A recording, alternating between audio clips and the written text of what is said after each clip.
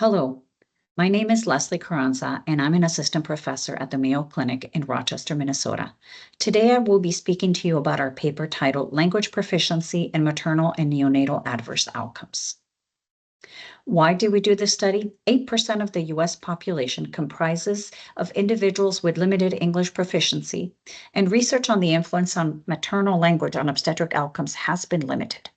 The objective of our study was to compare maternal and neonatal adverse outcomes between pregnant women who are English proficient and those who have limited English proficiency. Our study design and methods were a retrospective cohort study conducted at a single U.S. academic medical center where interpreter services are available. We looked at the dates from 2015 to 2019.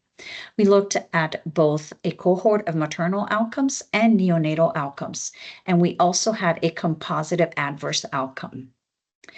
What we found in our limited English proficiency patients is that after unadjusted logistic regression, our patients had an increased risk of operative vaginal deliveries, cesarean deliveries, unplanned maternal ICU admission, postpartum hemorrhage with transfusion, gestational diabetes, Apgar less than 7 at 5 minutes, and neonatal death. On our logistic regression, where we adjusted by several factors, we still found an ongoing association of an increased risk of a composite adverse outcome for our patients with limited English proficiency.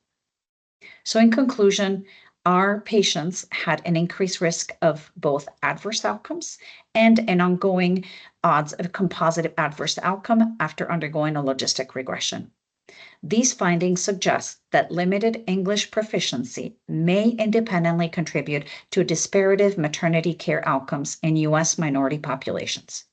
Future studies of pregnancy outcomes should examine local language proficiency and migrant status as possible confounding variables influencing maternal and neonatal outcomes.